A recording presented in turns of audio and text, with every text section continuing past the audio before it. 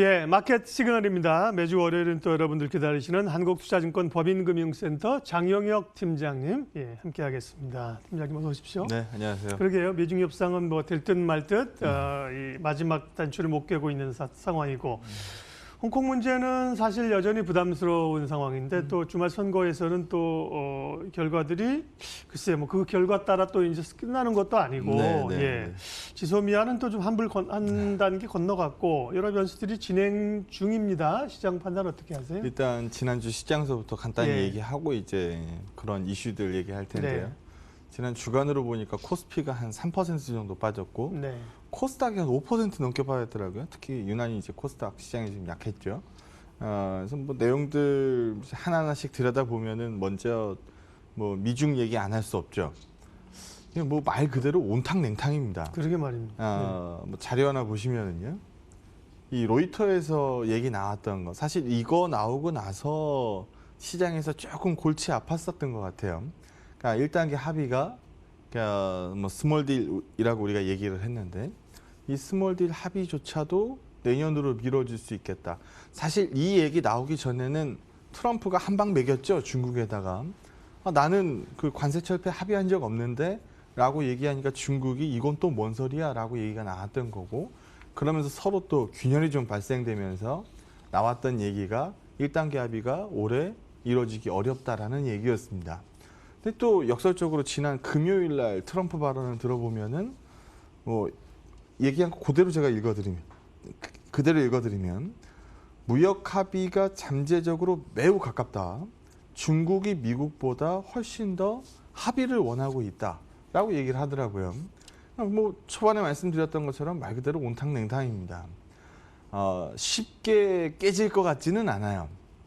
근데 이렇게 길게 끌고 가면 시장이 피로감을 느끼겠죠. 그래서 시장이 지난주 일부 마이너스를 줬었던 요인 중에 하나였던 건 맞습니다만 이 얘기가 우리 시장을 밑으로 계속 끌고 내려가는 이슈는 되지 않을 것이다. 트럼프도 판을 깨고 싶은 게 아니고 유리한 카드를 얻고 싶은 거지. 지금 미국도 중국도 판을 깨고 싶어하는 쪽은 아무도 없기 때문에 여기에 대해서 너무 크게 우려할 필요는 없지 않겠느냐라는 부분이고요. 두 번째 얘기는 이제 홍콩 얘기해야 되는데요.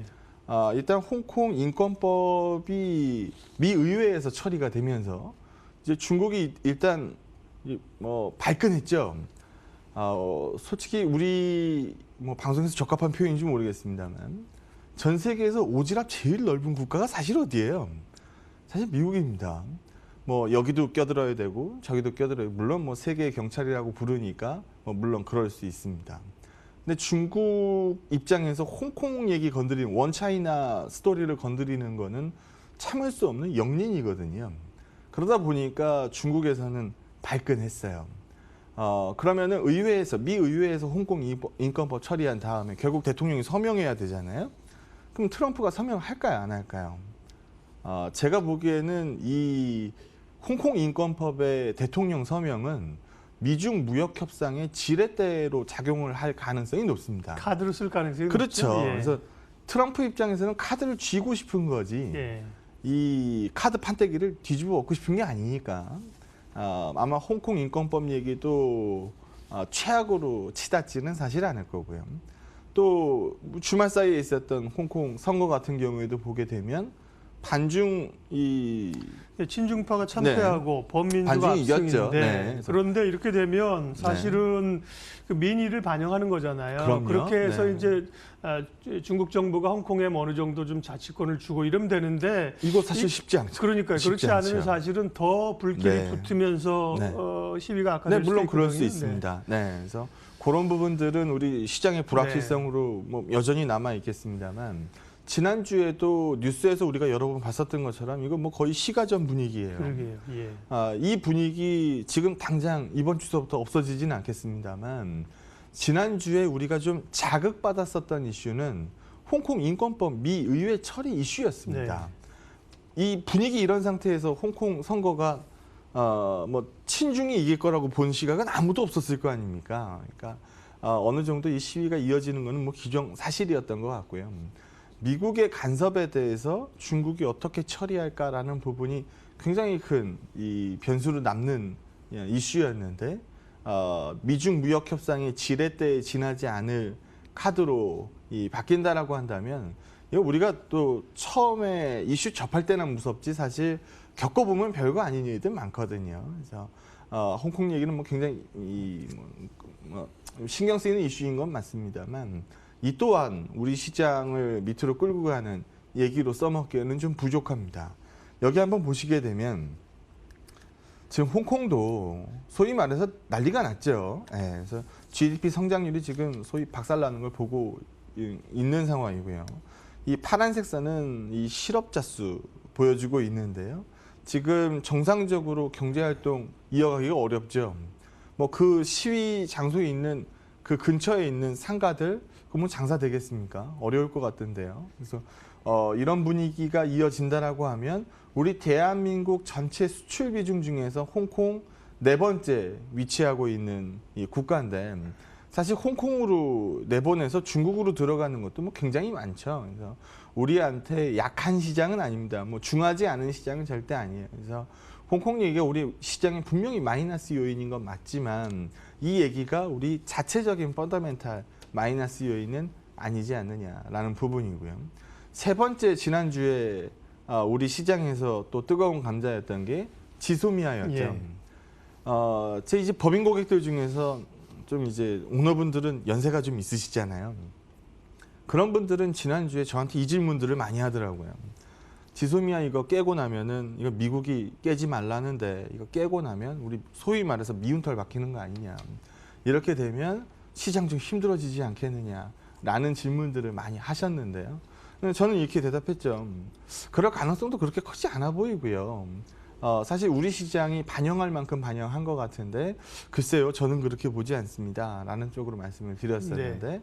뭐 결과가 어찌 됐건 간에 지금 뭐 일본은 양보 하나도 안 하고 얻을 건 다 얻었다라는 평가가 나오고 있는 상황이긴 합니다만 결국 파국은 면했죠. 지소미아 종료라는 미국이 하지 말라는 이 행위에 대해서 결국 뭐 덮어냈으니까 이 부분도 지난주 시장에서 작지 않은 마이너스 요인이었을 겁니다. 그래서 이게 종료 연기다 뭐라고 얘기하는 시각도 있습니다만 결국 지난주 금요일 날 터졌으면은 골치 아팠을 일을 뭐 막아냈다라는 점에서는 우리 시장에도 이 마이너스 요인은 아니지 않느냐라는 부분이고요.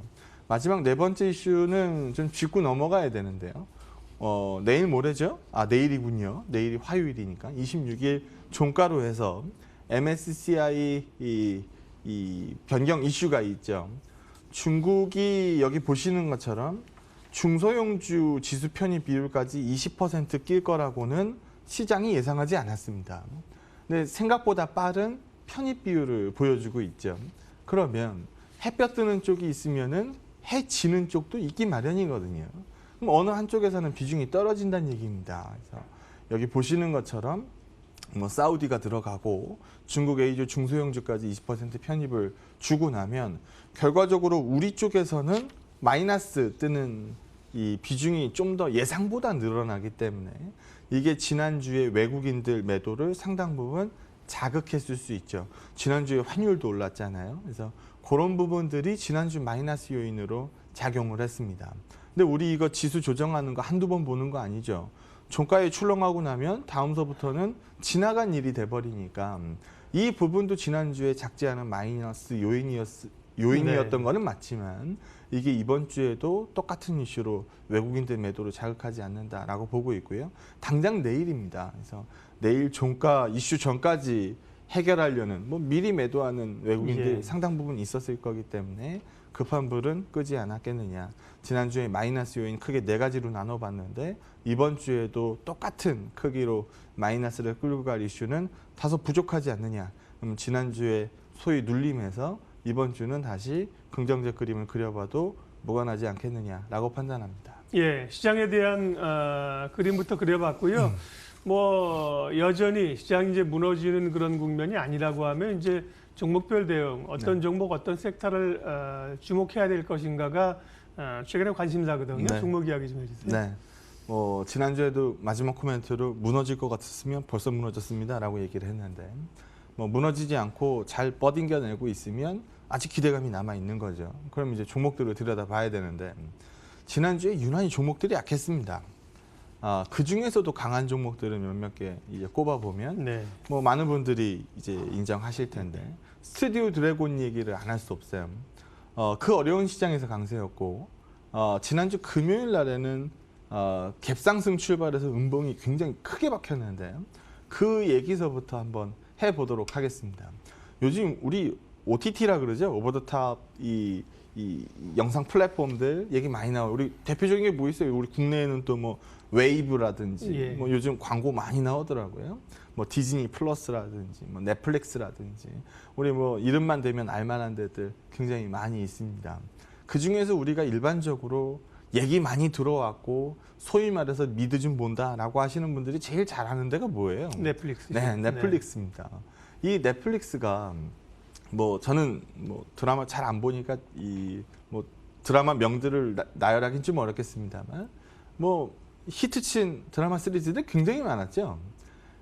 이거로 우리한테 익숙했었던 넷플릭스가 스튜디오 드래곤과 협력 계약을 체결을 합니다. 여기 보시는 것처럼 3년간 21편 이상의 드라마를 같이 한번 좀 찍어내보자.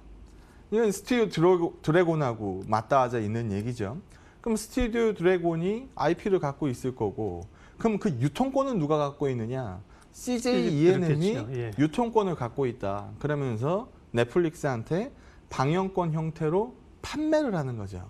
그러면 이번 계약에서 득대는 두 종목이 딱 튀어나올 겁니다. 그럼 스튜디오 드래곤은 협력을 투자를 받았으니까 제작 단가가 떨어질 거고 뿌려낼 곳이 늘어났으니까 유통 채널이 늘어났고 판매처가 생겼으니까 ENM 입장에서는 긍정적이었겠죠. 그리고 또 하나 우리가 이면에서 볼 수 있는 것들은 향후 1년 이내에 CJ ENM이 지금 스튜디오 드래곤 지분을 한 20% 정도 들고 있는데 이거 팔겠다라고 얘기 계속 하고 있었죠. 그중에 4.99%를 1년 내에 넷플릭스한테 매도할 수 있는 권리를 갖게 됐습니다. 그래서 향후 1년 이후에 뭐 주가 향후 지금 시점 이후서부터의 주가 이건 뭐 불확실성인 건 맞습니다만 ENM 입장에서는 또 긍정적으로 작용할 가능성이 높아졌죠. 지금 문제는 단가인데 단가가 전혀 얘기가 안 나오고 있으니까 스튜디오 드래곤 금요일 날 종가가 78,000원 정도 합니다. 네. 근데 지금 매각 단가 얘기가 요즘은 가격이 좀 올랐으니까 7만 원 정도 얘기가 나오고 있는 것 같아요. 그러다 보니까 스튜디오 드래곤 이 주주 입장에서는 생각보다 낫네. 까서 팔아야 되는 건가? 라는 얘기가 되는 거고 ENM 입장에서는 들고 있는 지분 가치가 많이 올랐으니까 그래 그럼 7만 원도 지난달에 비하면 굉장히 비싸네. 그럼 한 1,000억 원 정도 들고 들어올 거고 이건 캐시인으로 잡힐 거고 향후 남아있는 15% 지분도 또 팔 수 있겠네 라는 이 가능성이 열리니까 CJ ENM이 얼마 전에 뭐 순위 조작이다 뭐다 하면서 홍역을 치렀는데 뭐 실적도 굉장히 안 좋았었죠. 근데 주가가 밑으로 많이 빠져 있는 상황인데요. 반전의 모멘텀으로 쓸 수 있을지 한번 지켜봐야 될 것 같습니다. 그래서 스튜디오 드래곤은 호재가 노출이 됐고 ENM 같은 경우에는 호재를 해석할 수 있는 이 계기가 발생을 했다라고 판단하기 때문에 CJ ENM 쪽에다가 무게를 실어서 한번 말씀을 좀 드려보고자 하고요. 네. 어제 뭐 개인적 얘기입니다만 극장에 갔더니 네. 엘사 옷을 입고 있는 꼬마 어린이들이 뭐 딸 둘인 집은 안나 옷도 입고 있고 네. 그래서 뭐 신나게 영화들을 보러 왔더라고요. 제가 가족이 4명인데 4D 영화를 보니까 어른 2만 원, 꼬마 14,000원 해가지고 4인 가족이 영화 보는데 무려 68,000원이 나오더라고요. 네. 그러면 거기서 뭐 팝콘 먹고 뭐하고 콜라 마시고 뭐 하면 뭐 돈 10만 원은 뭐 후딱 나갑니다. 그 돈 10만 원 결국 누가 먹었나요? 저는 4D로 봤는데 영화관이 먹었죠. 저는 CGV 가서 봤습니다. 그러면 지금 이 겨울왕국 2가 개봉이 되면서 소위 말해서 경쟁력 있는 컨텐츠가 하나가 개봉을 한 거고 이 경쟁력 있는 컨텐츠를 보기 위한 수요들이 몰리고 있으면 결국 매출은 올라가기 마련이죠. 뭐 이거는 늘상 있었던 뭐 블록버스터 개봉할 때마다 나왔던 얘기니까 이 얘기는 둘째 치고 요 얘기를 한번 들여다보죠. CGV가 우리 국내 사업 말고 다른 해외 사업에서 공들이고 있는 곳이 있습니다. 혹시 어딘지 알고 계실까요? 터키 아닙니까? 물론 네, 네, 그쪽도 터키 말고. 그렇습니다만 네네. 중국 네. 뭐 이거는 뭐 중국에서 거의 올인을 찍었었죠. 예. CGV가. 그리고 베트남, 그리고 요즘에 이제 공들이기 시작하고 있는 인도네시아. 요 세 군데의 통합법인을 세웁니다. 예. 그럼 이 세 군데 통합법인을 세워서 가치는 지금 뭐 1.2조 뭐 이렇게 얘기가 나오고 있는데요. 설립 이후에 한 28% 정도를 매각을 합니다. 그러면 그 매각된 돈은 CGV 안으로 들어오겠죠. 이거 가지고 또 해외 사업 하겠다라는 겁니다. 그래서 우리가 CGV 하면은 요즘 티켓값 얼마예요? 뭐 알프가 오르고 있네요. 뭐 우리 이런 부분들 얘기 많이 했는데 그거보다 해외 사업에서 포커스를 맞출 수 있는 뉴스가 나왔으니까요. CGV 주가도 많이 빠졌거든요. 그래서 최근 머리를 들어 올리기 시작했으니까 요 부분도 뭐 국내 이슈하고 버무려서 한번 관심 있게 볼 만한 종목이 아닌가라는 생각이 좀 들고요. 또 하나는 이제 배당 시즌이니까 제가 요즘 배당 관련돼서 얘기들을 몇몇 개 하는데 배당하면 빠지지 않는 게 또 통신주입니다. 특히 뭐 SKT 같은 거 얘기들을 많이 하죠. 근데 지금 통신주 실적을 들여다보면 좋아요, 나빠요 지금? 별로죠. 네, 예. 안 좋습니다. 예. 별로 안 좋습니다. 왜 그럴까요? 이유를 따져보면 여기 보시는 것처럼 뭐 예 박사님 혹시 5G 쓰시나요? 아닙니다. 저는 예. 4G 씁니다. 예. 네, 5G 안 쓰시는 이유가 뭐죠? 뭐 아직 뭐 초기라. 예. 네, 별로 불편함이 예. 없으니까요. 그렇죠. 예. 근데 신형폰 나온 사람들 뭐 그런 사람들은 5G를 그렇죠. 가야죠. 쓰죠. 네. 요금이 어떻든가요? 비싸죠. 네. 네. 5G 기본 요금이 비쌉니다. 그러면 5G 망을 깔기 위해서 여기 보시는 것처럼 캐펙스는 크게 발라놨어요. 근데 그만큼 통신업종의 5G 가입자들이 늘면서 알프 값을 밀어 올리고 있느냐? 그렇지 않더라는 겁니다. 그래서 지금 오히려 이 알프 값이 빠져 있는 단계고 이게 이제 소위 말해서 5G 가입자들이 늘면 늘수록 알프 값은 높아질 거 아닙니까? 평균 그 요금 값은 높아질 거 아닙니까? 그래서 이 부분으로 놓고 보면 올해 실적은 안 좋지만 내년 실적에는 올해보다 나은 기대감을 가질 수 있겠다. 그래서 여기 보시는 것처럼 5G의 보급률 자체가 지금 현재 뭐 20이 안 되는 상황이기 때문에 이거 시간 지나면 무조건 올라갑니다.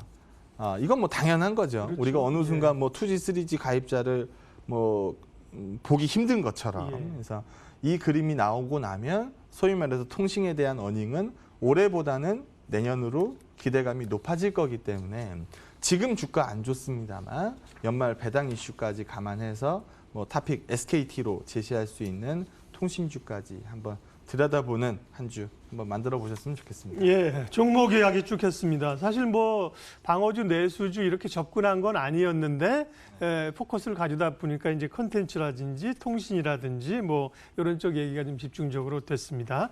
예, 여기까지 오늘 하겠습니다. 마켓 시그널 한국투자증권 법인금융센터 장용혁 팀장님 함께해 주셨습니다. 고맙습니다. 네, 고맙습니다.